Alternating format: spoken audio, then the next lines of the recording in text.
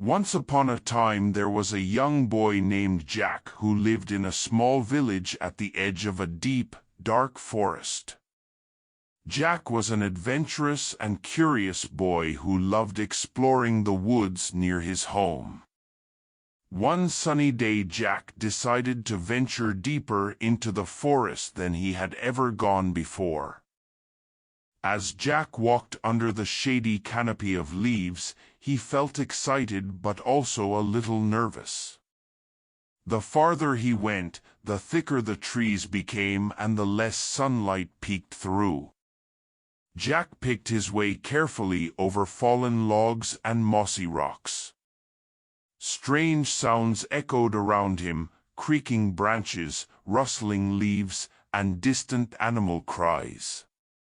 Jack felt like he was being watched from the shadows, but when he turned around, nothing was there. After some time, Jack came across a bubbling stream. The sound of gurgling water helped calm his nerves. As Jack kneeled down to take a drink, he was mesmerized by his reflection staring back at him. For a split second, Jack thought he saw a shadowy face beside his own rippling in the water. When he blinked, it was gone. Jack shook his head and laughed at his imagination. But he couldn't shake the eerie feeling that strange magic was afoot in this forest. As the last light of day filtered through the canopy, Jack suddenly realized he had wandered much farther than planned. With a start, he tried to retrace his steps, but the trees and rocks looked unfamiliar. The woods seemed to close in around him. Jack's heart pounded as the air grew colder and mist crept along the ground. It was as if the forest itself did not want to let him go. Terrified, Jack ran blindly deeper into the tangled woods. With each step the forest only seemed to get darker and more ominous. Jack was hopelessly lost now. As tears stung his eyes, he spotted a tiny glowing light flickering between the trees up ahead. Hoping it meant there were people who could help, Jack scrambled desperately toward the light. Bursting into a small clearing, Jack gasped to see dozens of tiny lanterns hanging from the trees, illuminating a stone cottage with a straw roof tucked among the massive tree trunks. Ivy crawled up its crumbling walls and weeds choked the yard. It looked abandoned, but a warm glow shone in the single window. Jack hesitantly crept closer, hoping to find someone inside who could help him get home before night fell completely. The forest was full of unknown dangers, and he was just a boy all alone. Jack reached the wooden door, took a deep breath, and knocked. The door slowly creaked open, and Jack's eyes widened in shock. A tiny wrinkled woman stared up at him. She wore a dark cloak and pointed hat and held a carved wooden cane.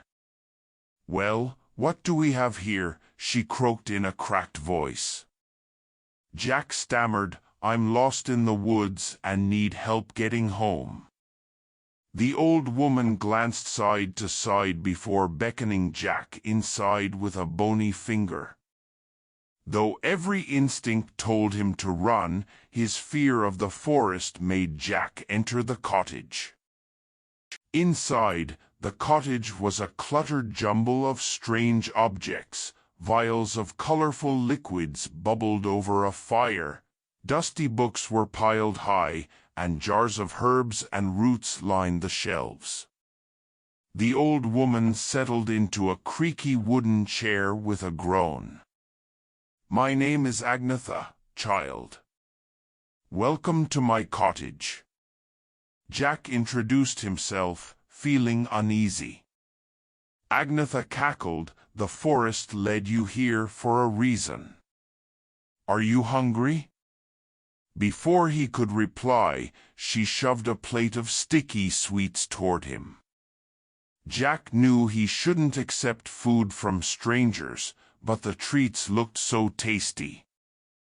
Jack devoured the sweets, which tasted strangely delicious. Soon his eyelids grew heavy.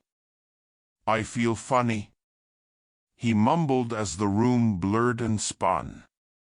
"Just an herbal remedy to help you sleep, Poppet," Agnetha chuckled. Jack tried to stand but collapsed to the dusty floor, fast asleep.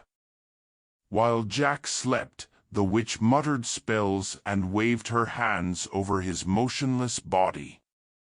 She cackled with glee as glowing tendrils of smoky light flowed from Jack into a crystalline orb, filling it with the essence of his youth and spirit. Hours later, Jack awoke feeling strangely weak and groggy. He gasped when he saw his hands. They had grown wrinkled and aged overnight. In a dusty mirror on the wall, Jack saw his once young face was now withered. Weakly, he cried, "What have you done to me?" Agnetha grinned wickedly. "Foolish child, I've drained your youth to rejuvenate myself."